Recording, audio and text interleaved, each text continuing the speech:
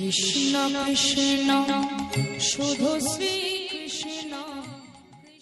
আমার বাবাদের কাছে জিজ্ঞাসা নয়, মায়েদের কাছে একটা জিজ্ঞাসা আছে। বহুদিন ধরে কীর্তন শুনছেন। কৃষ্ণের জন্ম কোন নার্সিংহোম হয়েছিল? কৃষ্ণের জন্ম হয়েছিল কারাগারে। এখন কথা হচ্ছে যে কারাগার, আস্তে আস্তে, কারাগারটার ভালো কথা কি? কারাগারটা হচ্ছে জেলখানা, যেটাকে বলা হয় সংশোধনাগার। তা কৃষ্ণের জন্ম হয়েছিল কারাগারে। এখন প্রশ্ন হচ্ছে, কারাগারে কৃষ্ণ যখন জন্ম নেয় নাই তখন কারাগারটা অন্ধকার ছিল, কিন্তু যখনই জন্ম নিয়ে নিল তখনই কারাগার আলোকিত হয়ে গেল। যারা কৃষ্ণ, প্রত্যেকজন যারা কীর্তন শুনতে এসছেন তাদের প্রত্যেকের কাছে একটা করে কারাগার আছে। আপনারা জানেন না, আমি জানিয়ে দিই। ওই কারাগারটার নাম হচ্ছে হৃদয় কারাগার। যিনি কৃষ্ণ কথা হরিকথা বলেন, কৃষ্ণ কথা হরিকথা শোনেন, তার হৃদয় কারাগারটা চিরকাল আলোকিত হয়ে যায়। আর যিনি কৃষ্ণ কথা হরিকথা না শুনে টিভি সিরিয়ালে মুখ দেন, তাদের চিরকাল হৃদয় কারাগার অন্ধকার। দেখবেন মায়েরা, বাচ্চারা আমাদের খুব সুন্দর আনন্দ করে বলে, আজকে বাবা কেক এনে দিও, কেক। কেন রে? আজকে জানো না যীশু খ্রিস্টের জন্মদিন, আজকে বড়দিন। ও জানতে পেরেছে কেক কেনা হয় ওই দিন, যীশু খ্রিস্টের জন্মদিন, বড়দিন। কিন্তু আমাদের খুব লজ্জার ব্যাপার, খুব দুঃখের ব্যাপার, যে মাটিতে আমরা বাস করছি স্বয়ং ভগবান সেই মাটিতে এসছে, অথচ প্রভু কবে এলেন এটাই আমরা জানতে পারলাম না। আশ্চর্যের ব্যাপার মায়েরা, বাচ্চা ছেলেরা যেদিন হোলি খেলবে সেদিন হোলি খেলা সরঞ্জাম এনে দিন, ও রং এনে দিন। সেদিন বলেন আজকে দোল পূর্ণিমা, কিন্তু একবারও বলেন আজকে কার জন্মদিন? সেদিন যে স্বয়ং মহাপ্রভুর জন্মদিন হয়েছিল, এটা কোনো মা বাবা কোনো বাচ্চাকে বলে না। এইটা হচ্ছে আমাদের দুঃখের ব্যাপার। স্বয়ং ভগবান কবে জন্ম নিল এই জন্মের কথাটা বাচ্চাদেরকে শেখান, তবে সেই ছেলে ধন্য হবে, জীবন তার মহাপুরুষের মতো কর্ম হবে। আমি একটু প্রমাণ দিয়ে দিই আপনাদেরকে। এই পরশু তারিখে যেখানে গাইছিলাম সেই জায়গাটা হচ্ছে, নাম করব না আমি, ইউটিউব হচ্ছে, ক্যামেরা হচ্ছে, তারা জানতে পারবে। তো এখন হচ্ছে সেই জায়গাতে গান করছিলাম। এক ভদ্রলোক আসরে বাসায় এসে বললেন, দাদা কিছু মনে করবেন না, আমার ছেলের জন্য আমি 1 কোটি টাকা রেখে দিলাম, আর আমার চিন্তা ভাবনা নেই, ছেলে আমার বসে বসে খাবে, রোজগার করার দরকার নেই। তা আমি জিজ্ঞেস করলাম, ছেলের জন্য 1 কোটি টাকা রাখলেন, কিন্তু ছেলেকে তৈরি কেমন করে দিলেন? তাকে এইরকম করলেন না এরকম করলেন? যদি আপনি এইরকম করেন 1 কোটি মানে কি আপনার 10 কোটি চলে যাবে। আর যদি এইরকম করেন সাধুগুরু বৈষ্ণবের সেবা দিয়ে আপনার মানব জন্ম ধন্য। এই জন্যে আপনার ছেলের জন্য আপনাকে 1 টাকাও রাখার দরকার নেই। যদি পারেন তো রাখবেন, না পারলে রাখার দরকার নেই। অন্তত মানুষ করতে শিখে যান। এমন মানুষ হয়, বলে না তুমি মানুষ বড় লোক হয়েও না, বড় মানুষ হও। তুমি 10 টাকা রোজগার করবে, 100 টাকা রোজগার করবে, কিন্তু সাধুগুরু বৈষ্ণবের চরণে প্রণাম দিয়ে সেদ্ধ ভাত খাবে, তবু অমৃত খাবে, অন্তত সুখে থাকবে বাবা। এরকম মানুষ তৈরি করে দিয়ে যান, জীবন সুন্দর হয়ে যাবে। তা মহাপ্রভু যখন জন্ম নিলেন মায়েরা, 23শে ফাল্গুন দোল পূর্ণিমার দিনে মহাপ্রভু জন্ম নিয়েছিল। আমি একবার বললাম 23শে ফাল্গুন 1486 খ্রিস্টাব্দ ছিল। বারটা নিয়ে একটু মতামত আছে, কে বলে শুক্রবার, কে বলে শনিবার। আর মহাপ্রভু যেদিন এসেছিলেন সন্ধে 5:46 মহাপ্রভু এসেছিলেন। তো সবচাইতে আশ্চর্যের ব্যাপার, ছোটবেলায় নাম হলো কি? নিমাই। যৌবনবেলায় নাম হলো কি? গৌরাঙ্গ। আর সন্ন্যাসের পরে নাম হলো শ্রীকৃষ্ণ চৈতন্য প্রভু। শ্রীকৃষ্ণ চৈতন্য প্রভু।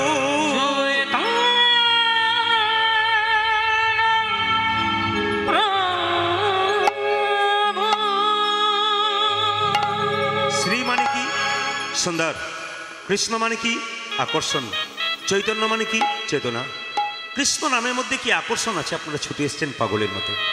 শুধু এখানে নয়, প্রত্যেকটি জেলায় জেলায়, রাজ্যে রাজ্যে যাচ্ছি, অবাক হয়ে যাচ্ছি। মানুষের এত ঢল শুধু কীর্তন গান শোনার জন্য। কি এমন আকর্ষণ আছে নামের মধ্যে? শ্রী মানে সুন্দর, কৃষ্ণ মানে কি? আকর্ষণ, আর চৈতন্য মানে কি? চেতনা। যিনি কৃষ্ণ নামের প্রতি আকর্ষণ জাগিয়ে দেবেন, চেতনা জাগিয়ে দেবেন, তিনি হচ্ছেন শ্রীকৃষ্ণ চৈতন্য মহাপ্রভু। এই জন্য হরিবাসরে কীর্তন শুনতে আসবেন, ভাগবত পাঠ শুনবেন, যে কোনো হরিকথা শুনবেন। আসরে আসবার সময় পণ্ডিতরা বললেন প্রণাম করে বসতে হয়, আর উঠবার সময় প্রণাম করে উঠতে হয়। না, কীর্তনিয়াকে নয়, স্বয়ং মহাপ্রভুকে যিনি হরিনাম দিলেন তাকে প্রণাম করে না বসলে তাকে যে অপমান করা হয়, ওই জন্য প্রণাম করে বসবেন, আপনাদের জীবন ধন্য হবে। তো বলে রাখি, আপনার সাউন্ডটা বসে বসে যাচ্ছে, কিন্তু সাউন্ড চালানোতে আপনার ডিস্টার্ব আছে একবার 100%। সাউন্ডটা সেটিং করতে পারছেন আপনি, এখানে বসে যাচ্ছে, বসে বসে যাচ্ছে। ওই জন্য আমরা নিজেরা সিদ্ধান্ত নিয়েছি এবার আমাদের মেশিন কিনতে হবে, মানে কোনো উপায় নেই। অনেক কীর্তনীরা কিনে নিয়েছে, এরপরে যে আসবে কিনে নিয়েছে, এই জন্য আমাকে কিনেই জয় নিতাই হরে কৃষ্ণ বসে গেছে সাউন্ডটা কোথায়, এখানে কিছু নেই। হরে কৃষ্ণ, হ্যাঁ এই যে বাড়ছে, এটা আবার কমে যাচ্ছে আপনার। জয় নিতাই, এটা লোক আছে। তো স্বয়ং মহাপ্রভু যখন এলেন মায়েরা, সবাই লক্ষ্য করুন, তিনি যখন এলেন আস্তে আস্তে যখন বড় হলেন, দেখতে এত সুন্দর, আকাশের চাঁদ যেন মাটিতে নিচে নেমে এসেছে, আকাশের চাঁদ যেন মাটিতে নিচে নেমে এসেছে। আচ্ছা বলুন তো, করিমপুরের পথ দিয়ে বলুন আর আপনাদের গ্রামের পাশ দিয়ে বলুন, কোনো বাচ্চা যদি দেখতে খুব সুন্দর হয়, রাস্তায় খেলা করে, মায়েদের একবার কোলে নিতে ইচ্ছা হয় না? একটু আদর করতে ইচ্ছা হয় না? মহাপ্রভু এত সুন্দর দেখতে যে রাস্তায় যখন খেলা করে, পাড়ার মেয়েরা বলে একটু আদর করি, তারপর জল নিতে যাব গঙ্গায়। কিন্তু আদর করতে গেলেই তুই বিপদ, যার কোলে চাপে তার কোলেই কান্নাকাটি করে। পাড়ার মেয়েরা রেগে বলে, সচিমা এত সুন্দর আকাশের চাঁদের মতো সন্তান জন্ম দিলি, মনে হয় কোলে নি, কিন্তু এ তো দুষ্ট ছেলে রে, এ কোলে নিতে গেলে খেলে কান্নাকাটি করে। আচ্ছা বলতো সচি, কি করলে ওর কান্না বন্ধ হবে? সচিমাতা রান্নাশাল থেকে বলে, আমার মহাপ্রভুর কি কৃপা দেখুন, আমি আগে বললাম জেলায় জেলায় রাজ্যে রাজ্যে সব জায়গায় হরিনাম হচ্ছে, এই মহাপ্রভুর গুণকীর্তন সব জায়গায় হচ্ছে, আপনারা শুনবেন, আপনাদের জীবন ধন্য হয়ে যাবে। আসুন, মহাপ্রভু যখন এলেন, জীবের দ্বারে হরিনাম দিলেন, তিনি সন্ন্যাস নিলেন। আপনাদের সন্ন্যাস নেওয়ার জন্য উনি বলেননি, তিনি সন্ন্যাস নিলেন কেন? আমাদের মতো অধম জীবকে চৈতন্য দেওয়ার জন্য। তার দুবার বিয়ে হয়েছিল, প্রথম বিয়ে কার সঙ্গে? লক্ষ্মীপ্রিয়ার সঙ্গে। আর দ্বিতীয় বিবাহ কার সঙ্গে মায়েরা? বিষ্ণুপ্রিয়ার সঙ্গে। লক্ষ্মীপ্রিয়া তো সাপে কেটে মরে গেল, তারপর বিষ্ণুপ্রিয়াকে বিবাহ করলো, তারপর বিষ্ণুপ্রিয়াকে বাড়িতে রেখে সন্ন্যাস নিয়ে চলে গেলেন নেমাই, জীবের জন্যে হরিনাম দেওয়ার জন্য। কি করলেন? নিতাই চাঁদকে রেখে তিনি জীবের দ্বারে হরিনাম দিলেন। দাদা তুমি এক কাজ করো, যাকে তুমি চোখে দেখবে তাকে। মহাপ্রভুকে অনেকে জিজ্ঞেস করেছিল হরিনাম করলে লাভ কি হয়। এই যে আপনারা কীর্তন শুনতে এসছেন সন্ধ্যাবেলায় বা বিকালবেলায়, এত কষ্ট করে দুপুরবেলায় একটু বিশ্রাম না নিয়ে আপনারা কীর্তন শুনতে এলেন কেন? আপনাদের লাভটা কী হবে একটু জানতে হবে। কীর্তন শুনলে লাভটা এটাই হয়, যে কীর্তন শোনে না সে অকৃতজ্ঞ মানুষ, আর যে কীর্তন শোনেতে সে কৃতজ্ঞ মানুষ। বলবেন কেন অকৃতজ্ঞ? ছোট্ট করে শুনে নিন। একটা বাচ্চা জন্ম নেবে, তারপর বাচ্চাটা কি খাবে তার জন্য আপনারা কেউ ভেবে বসে আছেন? বাচ্চা জন্ম নেবার পর আপনারা কি হরলিক্স, ল্যাক্টোজেন, ন্যাস্ট্রোজেন বাজার থেকে আগে থেকে কিনে এনে রাখেন? ডাক্তার প্রেসক্রাইব করবে তারপর তো আপনি দেবেন, তার আগে দেবেন না। কিন্তু লক্ষ্য করুন মায়েরা, বাচ্চা জন্ম নেবার পরে বাচ্চা কি খাবে তা স্বয়ং ভগবান মায়ের স্তনের মধ্যে মধুভাণ্ড আগে থেকেই ব্যবস্থা করেছেন। মায়ের দুগ্ধের মধ্যে এমন মধুভাণ্ড দিয়েছেন যা পৃথিবীর কোথাও নাই। মায়ের দুধটা খুব গরম নয় যাতে বাচ্চার জিভ পুড়ে যাবে, ওটা তিনি ব্যবস্থা করেছেন। মায়ের দুধটা খুব টক নয় যাতে বাচ্চার অম্ল হয়ে যাবে, তিনি ব্যবস্থা করেছেন। মায়ের দুধটা খুব মিষ্টি নয় যে সুগার হয়ে যেতে পারে, তার জন্যে তিনি ব্যবস্থা করেছেন। গাছের মধ্যে তিনি দিয়েছেন ফল, নদীর মধ্যে দিয়েছেন জল। তিনি আমাদের জন্য এত কিছু করলেন, আমরা তার জন্যে কি করলাম? তাহলে যে আমাদের জন্য এত করলো, তার জন্য যদি আমরা একটু হরিনাম না করতে পারি, তবে আমরা অকৃতজ্ঞ না কৃতজ্ঞ একটি চিন্তা ভাবনা করে দেখুন। কেউ যদি আপনার জন্য কিছু করে, আপনি তার জন্য একটুখানিও করেন, তবু তো সে বলবে কৃতজ্ঞতা আছে। আর যদি আপনি তার জন্য কিচ্ছু না করেন, তবে তো আপনি কৃতজ্ঞ ব্যক্তি নন। এই জন্য হরিনাম কেন করতে হয় আপনারা সবাই জানতে পারেন। মহাপ্রভু একটা ছোট্ট কথা বললেন যে হরিনাম করো, যত নাম করবে তত তোমার ঊর্ধ্বগামী হবে। মায়েরা অনেকে বলে না আমার হাতে টাকা আসছে না, লক্ষ্মীর কাছে যাওয়ার দরকার নেই টাকার জন্য। যে লক্ষ্মীর কাছে আপনি টাকার জন্য যাচ্ছেন, সেই লক্ষ্মী তো নারায়ণের কাছে বসে আছে টাকার জন্য। তা যে ভগবানের কাছে চাইছে, আপনি মারফত মাধ্যমে যাবেন কেন? আপনি সোজা যাবেন, আপনি ভগবানকে ডাকবেন। আপনার স্বামী মারা গেছে, আপনি চিন্তা করছেন পৃথিবীতে স্বামী নেই, আমি কি করে বাঁচব? ভগবানকে প্রতিরূপে ভালোবাসুন, তিনি যে প্রতিরূপে আপনার কাছে এসে কত মঙ্গল করবে আপনি ভাবতেই পারবেন না। আবার দেখবেন অনেকে মনে মনে ভাবছেন আমার একটি মাত্র ছেলে ছিল, চলে গেছে, আমি সর্বহারা হয়ে গেছি বাবা, আমার আর কেউ নেই। কি বলছে কেউ নেই? জগৎপতি ভগবান আছে। এই জগতে যার জন্য আপনি কিছু করবেন, সে আপনাকে ধোঁকা দিতে পারে, কিন্তু ভগবানের জন্য যদি কেউ কিছু করে বাবা, ভগবান কারো ঋণ রাখে না, সে যে শোধ করে দেয়। এই জন্য আমাকে অনেকেই প্রশ্ন করে, এই হচ্ছে সেই হচ্ছে, কি করব? আমার একটাই উত্তর, দুটো কোনো উত্তর নেই, শুধু নাম করুন। দেখবেন যত নাম করবেন তত আপনার লাভ আছে। নাম করতে করতে আপনি ঊর্ধ্বগামী হবেন। ভক্তের সাধনা যখন হয় ঊর্ধ্বগামী, ভগবানের কৃপা হয় নিম্নগামী। এই জন্য আপনি শুধু নাম করুন, দেখবেন আপনার লাভ হয়ে যাবে। এই দেখুন, ভগবান বলেছেন, ভক্ত আমার মাতা পিতা, ভক্ত আমার গুরু, ভক্ত আমার গুরু, ভক্ত আমার নামে রেখেছি, আমি লিখেছি বাঞ্ছা কল্পতরু। মায়েরা, ভগবান ভগবান করছেন, কিন্তু অবাক হয়ে যাবেন, ভগবানের গুরুদেবকে, ভগবানের গুরুদেবকে, আরে ভগবানের গুরুদেব তো আমরা, ভক্তরাই তো ভগবানের গুরুদেব। ভগবান নিজের মুখে বলেছেন, আমার গুরুকে, আমার বাবা মাকে, ভক্ত আমার মাতা পিতা, ভক্ত আমার গুরু, ভক্ত আমার গুরু, ভক্ত আমায় নামে রেখেছে বাঞ্ছা কল্পতরু। বাঞ্ছা কল্পতরু। ভক্ত আমায় খেতে দিলে তবে আমি খাই, ভক্ত খেতে না দিলে আমি চিরকালই উপবাসী রয়ে যাই। মাইরা, পৃথিবীর রাজা ভগবান যিনি, তিনি আপনার কাছে অপেক্ষা করেছে একটা তুলসী পাতা, একটু গঙ্গা জলের জন্যে, দুটো বাতাসার জন্যে। গোটা পৃথিবীর মালিক যে নিজেই খেতে পারে, কিন্তু নিজে খায় না কেন? ভক্ত এক গণ্ডুষ জল আর তুলসী পত্র দিলেই ভগবানের আপনার মনোকামনা পূর্ণ করে দেবে, শুধু তুলসী পাতা গঙ্গা জল দিলে। ভক্ত আমার মাতা পিতা, ভক্ত আমার গুরু, ভক্ত আমার নাম রেখেছে বাঞ্ছা কল্পতরু। একটা ছোট্ট প্রমাণ দিয়ে দেবো। রামচন্দ্রের কাছে এক সময় হনুমান এসে বলছে, প্রভু তোমার গুরুদেব, তোমার চরণটা এত সুন্দর, আমার ইচ্ছা জাগছে তোমার গুরুদেবের চরণ একবার দেখব। রামের চরণ যদি এত সুন্দর হয়, তাহলে রামের যিনি গুরুদেব তার চরণ কেমন হবে? রামচন্দ্র বলো, হনুমান তোর কোনো চিন্তা নেই, তুই চলে যা সরজু নদীর তীরে, দেখবি সরজু নদী পার হয়ে একটা বিরাট বড় পর্বত আছে, ওই পর্বতের গুহাতে আমার গুরুদেব পা দুটো বাইরে করে শুয়ে আছে, গোটাটা কাপড় দিয়ে ঢাকা আছে। তুই কি দেখবি, চরণ দেখবি না বদন দেখবি? বলছে, প্রভু আমি তোমার গুরুদেবের চরণ দেখতে চাই। লক্ষ্য করুন, মাথা দিকটা কাপড় দিয়ে ঢাকা আছে, চরণটা খোলা আছে। হনুমান যেই না সরজু নদী পেরিয়েছে, আর যেই না গুরুদেবকে দর্শন করেছে রামচন্দ্রের, দেখলো চরণটা খুব সুন্দর, মনে মনে ভাবলো, গো রামচন্দ্র, তোমার গুরুদেবের চরণ যদি এত সুন্দর হয়, তাহলে তোমার বদন কেমন একবার দেখলে। যার চরণ এমন তার বদন কেমন, যার চরণ দেখতে এত সুন্দর, তার বদন কেমন একবার দেখলে হয়। এই বলে যেই না বদনটা দেখতে যাবে, ও তো কাপড় দিয়ে ঢাকা আছে, যেই না মাথার কাপড়টা খুলতে গেছে, ওই দিকে বদন নাই, দেখছে ওই দিকেও দুটো চরণ। হনুমান মনে মনে ভাবছে, তাহলে রামচন্দ্রের গুরুদেবের কি মাথা নাই, খালি দুদিকেই পা আছে? এদিক ওদিক করছে, যেদিকে দেখছে খালি পা দেখতে পাচ্ছে, চরণ দেখতে পাচ্ছে। ছুটে এসে বলছে, প্রভু গিয়েছিলাম। বলে, গিয়েছিলি? বলে, হ্যাঁ। দেখলি? বলে, হ্যাঁ দেখলাম। কি দেখলি? দেখলাম তোমার গুরুদেবের চরণ।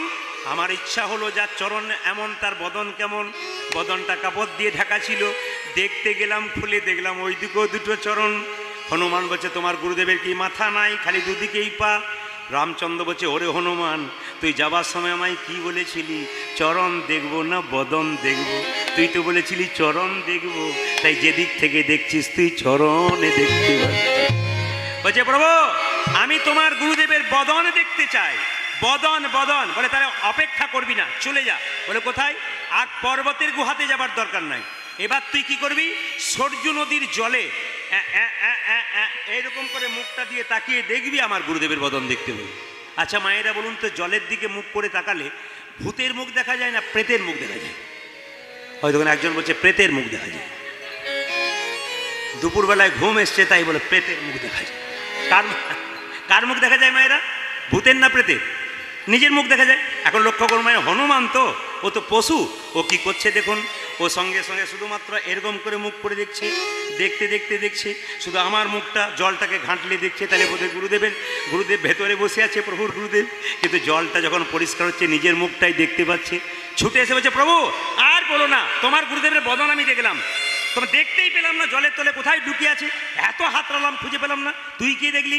আমার ওই পোড়া মুখটাই খালি দেখলাম।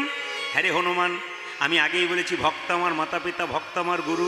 তা ভক্ত যদি আমার গুরু হয়, তুই তোর মুখটা দেখবি না তো কি অন্য লোকের মুখে দেখতে পাবি?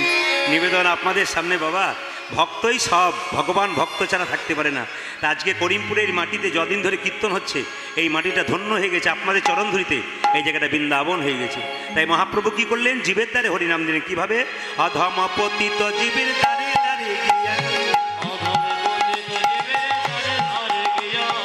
অধম পতিত পতিত জীবের দ্বারে দ্বারে গিয়া অধম পতিত জীবের দরে দরে গিয়া যে মহামন্ত্র হরিনাম দিচ্ছেন বিলাইয়া হরিনামে দিচ্ছেন বেলাইয়া ও যে মহামন্ত্র হরিনাম দিচ্ছেন বিলাইয়া এই মহামন্ত্র হরিনাম দিচ্ছেন বিলাইয়া যে যারে দেখে তারে বলে দন্তে তিন ধরি যারে দেখে তারে বলি দন্তে তিন ধরি যারে দেখে তারে বলে দন্তে তৃণ ধরি ওগো যারে দেখে তারে বলে দন্তে তৃণ ধরি আমারে কিনিয়া লহ বল গৌর হরি হরি বল। আমারে কিনিয়ে লহ বলে গৌরে হরি তোমরা আমারে কিনিয়া লহ বল গৌরে হরি যে আমারে কিনিয়া লহ বল গৌর হরি আরে আমারে কিনিয়ে লহ বলে গৌরে হরি কে কি নিবি রে কে কি নিবি রে কে কি নিবি বলে রে বলে কে কি নিবি রে যা চাইবি তাই পাবি কে কি নিবি রে যা চাইবি তাই পাবি কে কি নিবি রে যা চাইবি তাই পাবি কে কি নিবি রে তোরা যা চাইবি তাই পাবি কে কি নিবি রে বিনামূল্যে বিকাইব কে কি নিবি রে আমি বিনামূল্যে বিকাইব ধর্ম অর্থ কাম মোক্ষ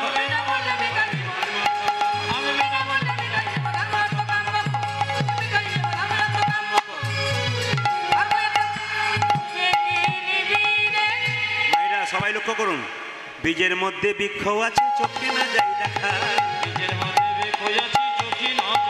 ওই যে বীজের মধ্যে বৃক্ষ আছে চোখে না যাই দেখা ওই যে নামের মধ্যে নামি আছে হৃদয় পটে আঁকা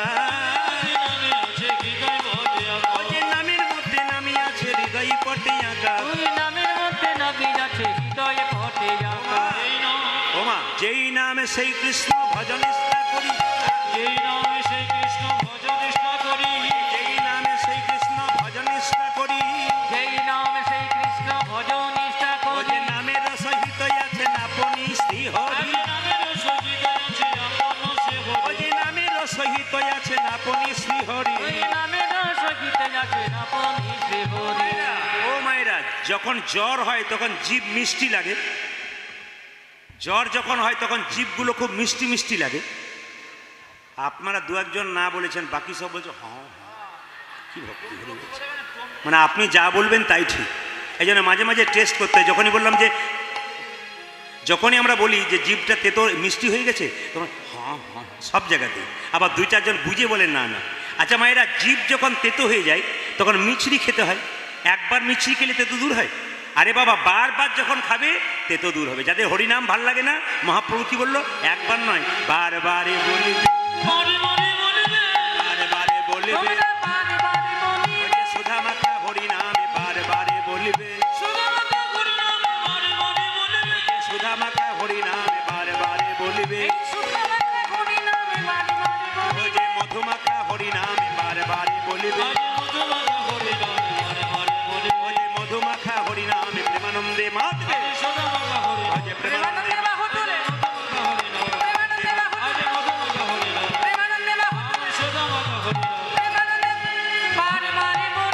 নামেতে হয় তোমার দেহের বিস্তার প্রেমেতে হয় বাবা দেহে তোমার প্রেমের বিস্তার হবে জোরে বলুন রাধা রানী কি না যে পরিমাণ ভক্ত হয়েছে একটু জোরে আশা করছিলাম রাধা রানী কি কিভাবে দেব নয়নে দেখিবে যারে কৃষ্ণ নামে দেবে তারে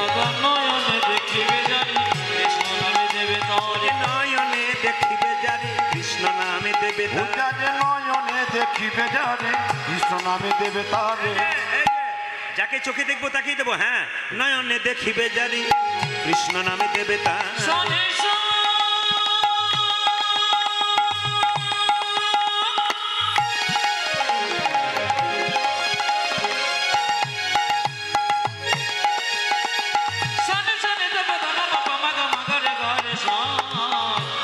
দেখিবে যারে কৃষ্ণ নামে দেবে তারে নয়নে দেখিবে যারে কৃষ্ণ নামে দেবে তারে সাবধান যেন জাতির বিচার করো না দাদা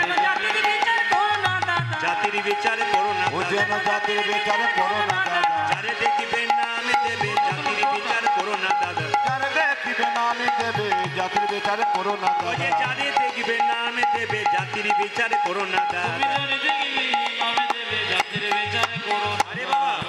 সবাই তার ভক্ত নয় যে সবাইকে হরিনাম দিতে পারবে। কি করলো? আরে যাকে তুমি চোখে দেখবে তাকেই দেখবে। তবে যদি কেউ না নেয় কি করবে? প্রথমে ধরিবে হাতি, যদি না চাই নাম নিতে। প্রথমে ধরিবে হাতে, যদি না চাই নাম নিতে। প্রথমে ধরিবে হাতি, যদি না চাই নাম নিতে। প্রথমে ধরিবে হাতে, যদি না চায় নাম নিতে। হাতে ধরে বলবে হরি, হাতে ধরে বলবে হরি, হাতে ধরে বলবে হরি, হাতে ধরে বলবে হরি। বলাবে হরি, বলবে হরি, হাতে ধরে বলবে হরি। তুমি বলাবে হরি, বলবে হরি, হাতে ধরে বলবে হরি। ওই যে বলাবে হরি, বলবে হরি, হাতে ধরে বলবে ও হরি। তুমি বলাবে হরি, বলবে হরি, হাতে ধরে বলবে হরি। আচ্ছা আচ্ছা, হাতে ধরার পর যদি কেউ হরিনাম না নেয় তখন কি করব? শেষ উপায় একটা আছে, কি? পাছে তারও লোটাইবে পাই। ও দাদা, ওই দাদা গো, কাছে কারো, কাছে কারো, লোটা দিবে পাছে তারও পাছে তারো লোটাইবে হরি পায়ে ধরে বলিবে হরি, দাদা পায়ে ধরে বলবে হরি। পায়ে ধরে বলিবে হরি, দাদা পায়ে ধরে বলবে হরি। বলাবে হরি, বলিবে হরি, হরি, পায়ে ধরে ধরে বলিবে হরি। বলবে হরি।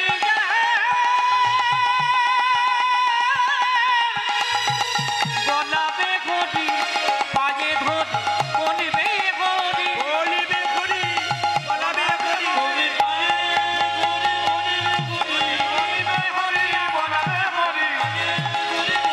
ওটাকে বলবি হরি, বলাবে হরি। পায়ে ধরে বলবে হরি, পায়ে ধরে বলবে হরি। পাছে তারও, পাছে তারও লোটাই। নিমাইকে কোলে নিয়ে পাড়ার মেয়েরা বলতো, বল নিমাই, কৃষ্ণা কৃষ্ণা কৃষ্ণা কৃষ্ণা কৃষ্ণা কৃষ্ণা কৃষ্ণা কৃষ্ণা কৃষ্ণা কৃষ্ণা কৃষ্ণা কৃষ্ণা কৃষ্ণা কৃষ্ণা হে। কৃষ্ণ কৃষ্ণ কৃষ্ণ কৃষ্ণ কৃষ্ণ কৃষ্ণ কৃষ্ণ হে। কৃষ্ণ কৃষ্ণ কৃষ্ণ কৃষ্ণ কৃষ্ণ কৃষ্ণ কৃষ্ণ হে। Krishna, Krishna, Krishna, Krishna, Krishna, Krishna, Krishna, He. Krishna, Krishna, Krishna, Krishna, Krishna, Krishna, Krishna, He. Krishna Krishna Krishna Krishna Krishna Krishna Krishna hey. Krishna Krishna Krishna Krishna Krishna Krishna hey.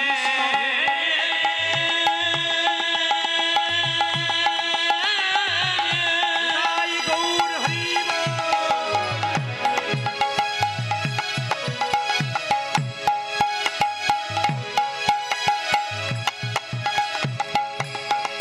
Krishna hey.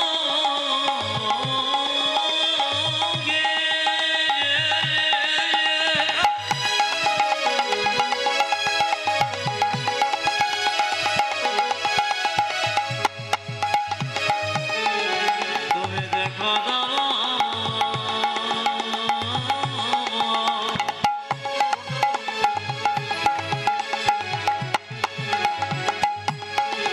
Krishna Krishna He. Krishna Krishna He. Krishna He. পৃথিবীতে আছে যত আছে যত নগর আদি গ্রাম, সর্বত্র প্রচার হবে আমার এই হরিনাম। সর্বত্র প্রচার